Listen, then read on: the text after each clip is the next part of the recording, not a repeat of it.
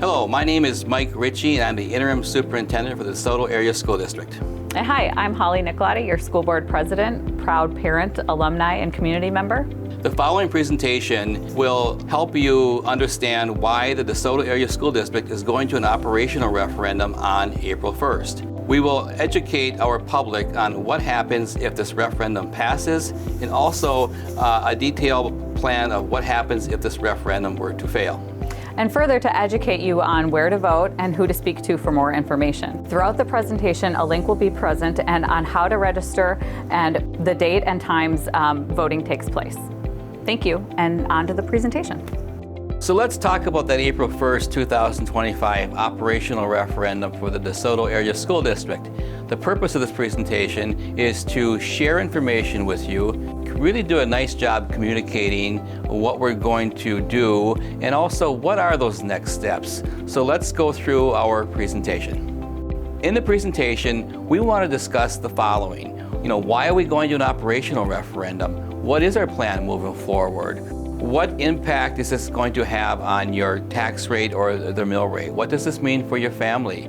Where do I vote? What time are the polls open? And how do I get more information? So the biggest question out there is, why do we have to go to an operational referendum? I think this next video, it's a very short video, really does a nice job explaining how school funding works in Wisconsin. So please watch this video, and I think it's going to answer a lot of your questions in regards to, what are those key impacts of Wisconsin school funding, and again, why do we have to go to an operational referendum? Our public schools are the cornerstone of our community. The education and opportunities we provide for students today shape their futures and ours. Schools, like any organization, need money to operate. But in Wisconsin, funding the needs of our schools has been a growing challenge. State policy limits how much school districts can spend. The vast majority of school funding comes from a combination of state dollars and local property taxes. It's called the revenue limit, and it acts as a cap per student that school districts can spend each year. Even if school costs go above this level, schools can't spend any more than this limit. From 1994 to 2009, these revenue caps were adjusted for inflation, which meant they helped schools keep up with ongoing needs. But since 2010, the resources districts need to survive have fallen farther and farther behind the basic costs to operate our schools. By the end of 2025, the revenue limit will have fallen more than $3,300 per student behind inflation. With a district of 1,000 students, that's a decrease of more than $3 million. What's more, each district has a different revenue cap, and these caps are not tied to the needs of the students or the costs to the schools that serve them. Our job as a school district is to make sure all of our students have access to the exceptional educational opportunities we provide, no matter what their needs when they walk through our doors. But state funding falls short of what it costs to meet the specific needs of many of our students. When that happens, we have to use money from our general fund to cover the difference, which means taking dollars from other important needs. The largest portion of our budget goes towards staffing. Our people are the heart of our schools. Without enough educators who instruct, support, and inspire learning, schools can't provide the lessons, programs, and opportunities our students deserve. Other important budget items include curriculum, technology, transportation, operations, and maintenance. School districts work hard to balance their budgets, yet resources for schools have been shrinking year after year since 2010. With costs growing so much faster than funding, districts are always looking for ways to trim costs and work smarter, like deferring needed school maintenance, cutting programs, reducing staff, and many other strategies. But schools can only cut so much before they start to harm educational opportunities for their students. To maintain class sizes, keep up with rising costs, take care of school buildings, and protect high-quality instruction, many districts have turned to their community to help fill the state-imposed funding gap. Since the arrival of revenue limits, over 80% of school districts have done so by asking local voters to raise their caps through an operating referendum. Most have used the option multiple times. Our children don't have time to wait for state policymakers to fix the school funding system. By putting the needs of our students first, we are investing in their potential and the future of our whole community. Strong schools make strong communities where families want to move and stay. Learn more about school finance in Wisconsin by visiting our websites. So the reality is, hey, we're not alone in this. And as you can see on this slide, a number of our neighboring school districts will also be going to a referendum on April 1st. And then what you can also see is over the past year, 206 of our Wisconsin school districts have gone to a referendum. And on April 1st, there'll be another 61 school districts going to an operational referendum. And this just includes operational referendums. This does not include any construction or building referendums. Strictly operational. So now let's look at the financial information about our district and where we're going from here. The DeSoto School District is interesting because it's a very long, narrow district all along the Mississippi River, and we are considered to be a small school district of about 450 students. But we operate 3 small schools. We operate an elementary school in Stoddard, an elementary school, which is a Prairie View Elementary School, and also we have a high school, middle school, which is in DeSoto. And so the fact that we have 3 small schools is really difficult to balance the budget when we have 3 times the cost for certain fixed cost items. And so that is part of our referendum deficit or budget deficit when we operate 3 small schools. So as you'll learn throughout this presentation, we do have a plan in place to address this issue and get more feedback from our stakeholders. But what we want to make sure that we accomplish is just trying to show you what this means for our school district. So looking at the majority of where does our financial revenue go, and this slide represents that over half of our budget, or over 50% of our budget, goes into salaries and benefits. And if you were to compare this to other school districts, you would note that for the majority of those districts, it's actually higher than 50%. It may be closer to 60 or 70%, but in DeSoto, in our school district, we're just over 50%. And then this slide also breaks down then where the other chunks or portion of our budget goes. So when we talk about our operational referendum, it's a 3-year non-recurring referendum, which means it will go away after 3 years. So the money we're asking for will be for the 2025-26, 2026-27, and 2027-28 school years. And this slide represents what we're going to be asking for. And so you can see in year 1, we are asking for 1.3 million, and then in year 2, we're asking for 1.4 million, and in year 3, we're asking for 1.5 million, for a total of $4.2 million. Now, where this gets a little bit complicated is the budget deficit. So if you look at the 3-year budget deficit, it exceeds the 4.2 million. So the actual deficit is it's over $4.3 million. And you can see the breakdown for each of those 3 years. So we're actually asking for less money than what our total budget deficit will be over those next 3 years. So what is our plan moving forward? Well, another negative impact on our budget is not only our declining enrollment, but in Wisconsin we have open enrollment, so students are allowed to attend any school district that they choose to go to. And so unfortunately here in DeSoto, we have 71 students that do transfer out of our school district, and they go to our neighboring school district. And we do have 26 students that do enroll into our district from other districts, but we need to flip those numbers so we can gain more revenue.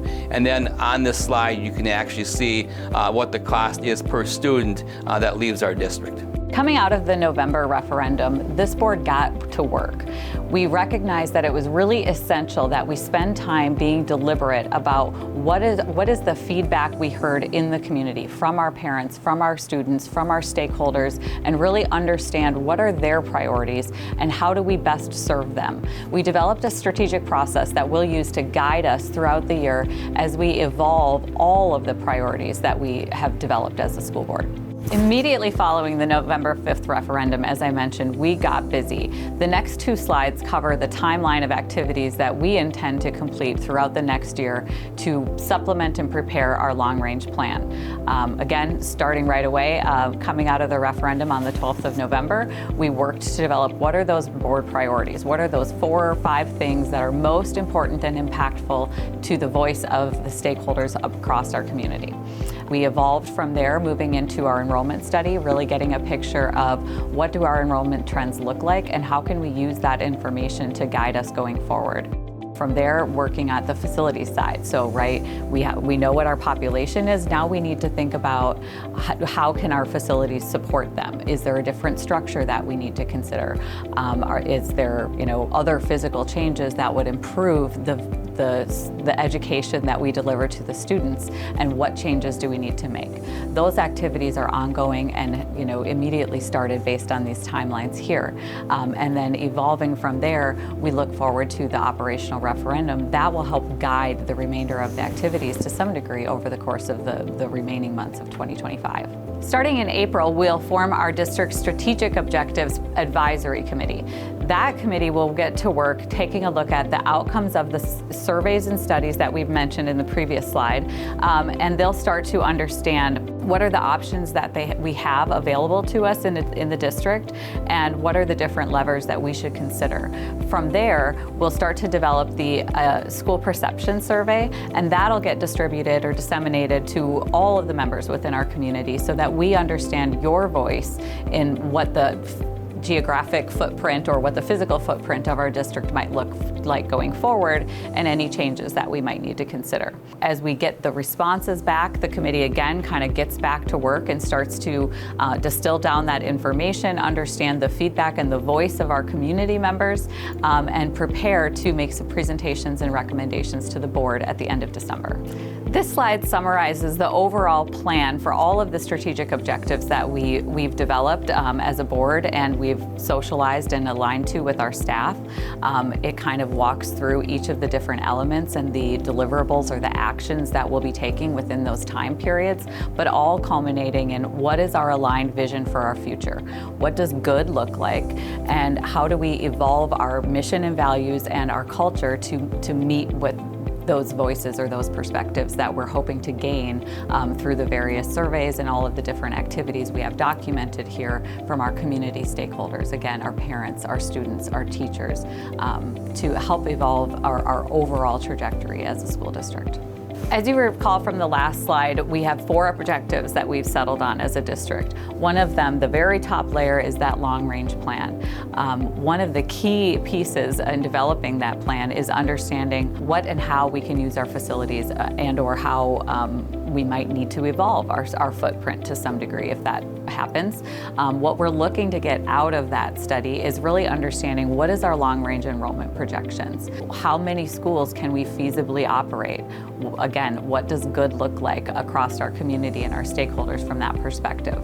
How might we structure our grades to fit our facility needs or our enrollment trends? Will our buildings require upgrades to allow for those changes to happen? We really need to understand what those levers are again, and what the impact or cost impact might be to them. And then also, based on those things, what does our administrative structure need to look like? How do we ensure that we've got the right level of support to meet some of those other objectives that we talked about, while being conscious of our fiscal obligations and our various guardrails that we have to meet in order to continue to offer a strong education for our students. As we've alluded to in our previous slides, the board has settled on what we think are the 4 highest priority objectives that are most impactful to meeting the goals that we kind of outlined in some of the previous slides and the timelines. So I'll kind of walk you through those The first one being develop our long-range plan. We went through a lot of detail, right, about the various surveys that we're going to do, the outcomes, how we'll present those. The long-range plan is meant to establish a long-range plan that considers our enrollment forecasts, our facility needs, community input, and revenue forecasts. Work to establish and brand our mission and vision to incorporate community stakeholders, staff, school board, in meaningful partnerships that will guide us. We recognize we've got some opportunity here, and I think it's really important that we consider how we can develop and execute strategies to materially improve our DPI report card and scores, and also reduce barriers to education and set milestone goals for iterative achievement as we evolve. Employee retention, really essential to achieving our academic excellence goals, is retaining the staff that we have. We have some of the most amazing and dedicated teachers and support staff within our district. So we really need to focus on developing and executing strategies to decrease our employee turnover, improve culture and morale, improve job satisfaction, and retain our really valued staff. So the big question is, what happens if this referendum fails? So the two big factors here I really want to emphasize is the board is going to be forced to make decisions without getting recommendations from the stakeholders. And there is a law out there, it's called Act 141, a low revenue ceiling, where we're actually going to get penalized if this referendum fails. I want to repeat that. So our revenues are going to be frozen and we're going to be penalized if this referendum fails. So let me explain a little more on this next slide.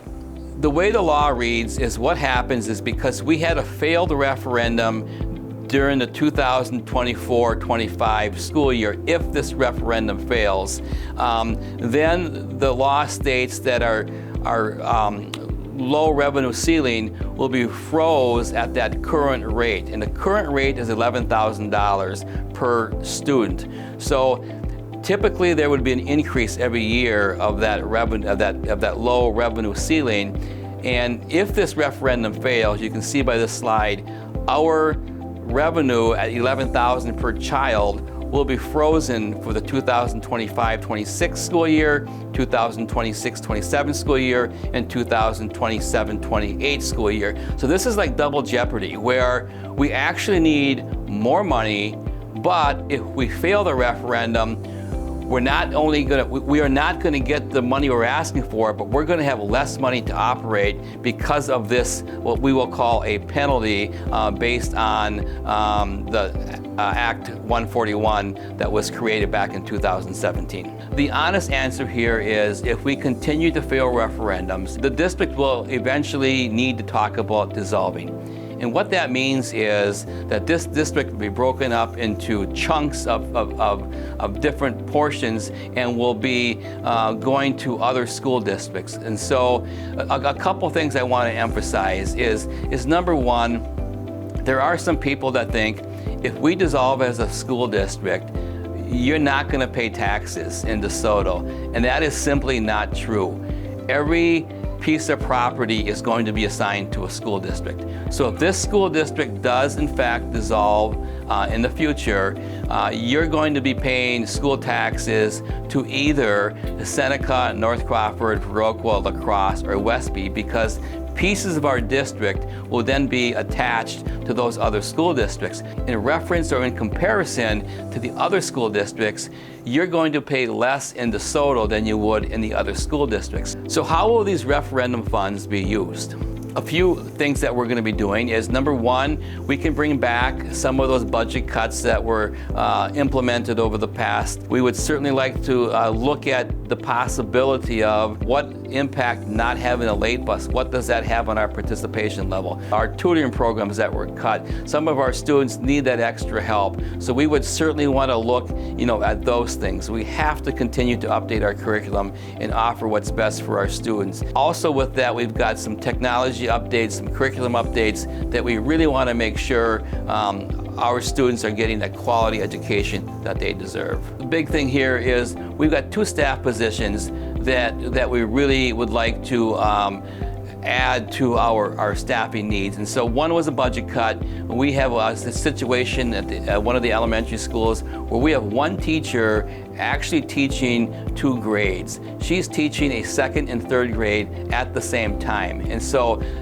those children deserve to have their own teacher. So if this referendum does pass, the plan is to have a teacher at each level at our elementary schools. And then the other need that we have is currently we have an intern as a school counselor. With all of the mental health issues going on today with our students, it's really critical that we have a full-time counselor at our elementary schools. So another big question I do get is, what is this going to cost my family? If this referendum passes, what is that tax implication? So you can see this current school year, the mill rate's at $5.43. So if this referendum passes, so for the next school year, the mill rate will increase to $7.64. So you can see the difference in the chart, what you're going to pay in property taxes. But the good news here is if you look at year 2 and year 3 of the referendum, that mill rate substantially decreases after the first year. So when we look at our tax information and what does it really cost to educate a student in our school district, this is really, I think, sends a message loud and clear, where we actually had more for our revenue limit back in 2014-15 than we do today for the 2024-25 school year. And so think about your household, think about your family, your needs. So 10 years ago, we have more money to operate, but yet over those 10 years, all those fixed costs have gone up, lots of salary increases, lots of other things out of our control that we have to pay for, but yet we have less dollar amount to pay for what we need to operate every day. And so the other thing on this chart, you can see there is a per pupil increase that we should be receiving every year, but a number of those years over the past 10 years, that amount was froze. So there was actually no per pupil increase, and that also has a negative impact on your revenue limit. We are very happy to show this slide where you can see that the Soto Area School District has the lowest mill rate of all of our neighboring school districts that we're comparing to here. Yet that's part of the reason why we're in this situation where we need to go to an operational referendum. So if you look at the other districts, you can see that they pay a substantial amount more with their mill rate and their taxes. So again, just recapping, what is that dollar amount for the April 1st referendum? Again, year 1, 1.3 million, year 2, 1.4 million, and year 3 is 1.5 million. And this dollar amount is less than what we asked for back in November of 2024. This chart represents what the DeSoto Area School District spends per child. So when you look and compare to the other school districts, you can see that we are on the bottom end of spending per child. We think that is a good thing for our taxpayers. It shows that we are fiscally responsible. And again, it just proves the need, again, why we're asking for this operational referendum. It's not about continuing to ask taxpayers for money. We need to do a good job in trying to figure out how can we raise more money, how can we generate more revenue for our school district. So a couple of things that we can do. One of the biggest impacts we have, and I should say negative impacts we have on our budget, is our open enrollment. So you can see from this slide the numbers. So as those numbers increase open enrolled out, that is going to give us less revenues to work with. And so what we really want to do is work hard on flipping the outs and ins. So we want to have more ins than outs, which will generate revenue for our school district. But before we can do that, we know we have to offer a quality education. And again, this referendum dollar amount will certainly help us offer a quality education to all of our students. Other things that we can look at, we have an option of a virtual school. We actually offer our own virtual school here in DeSoto. Currently, we only have 12 students. So our goal would be to shoot for 50 open enrolled students into our virtual school, which would give us a substantial revenue base to work off of, and that will also increase our financial picture. Other things that we've discussed, that we've talked about, with the last referendum, with this referendum, is just to explore the idea of a district operated daycare. That will make it very convenient for families. It'll make it, maybe families will want to stay here because daycare would be available, and maybe we would recruit or attract other families knowing that we have a district operated daycare. Also, look at exploring an option of going to an all-day pre-kindergarten program. Some of our neighboring districts offer all-day 4-year-old kindergarten or pre-kindergarten, and it's a great perk for those families. It's great for education for the student, and again, it's a great driving force or recruitment tool for those families that like the option of having a 4-year-old kindergarten program or a pre-kindergarten program that actually serves students all day long. And then look at some grant opportunities. Are there other opportunities out there for the district to look at trying to obtain some grants? Again, that referendum question, where do I vote and what do I need if I want more information? So this slide shows the actual referendum question. So this is how you will see the ballot. This is the actual wording that will be on the ballot, and then you'll have a box where you will have to check yes or no.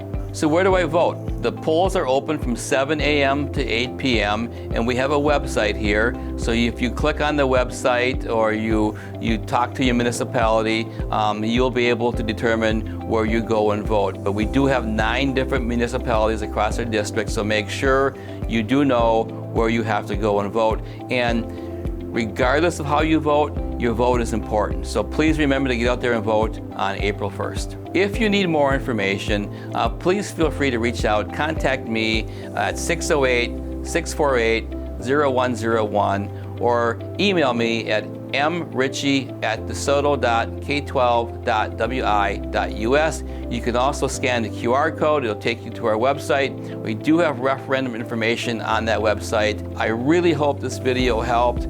And if you have questions, if you want to schedule a meeting, please give me a call, drop me an email, and we can arrange to have another conversation regarding this very important referendum. Just want to say thank you for watching.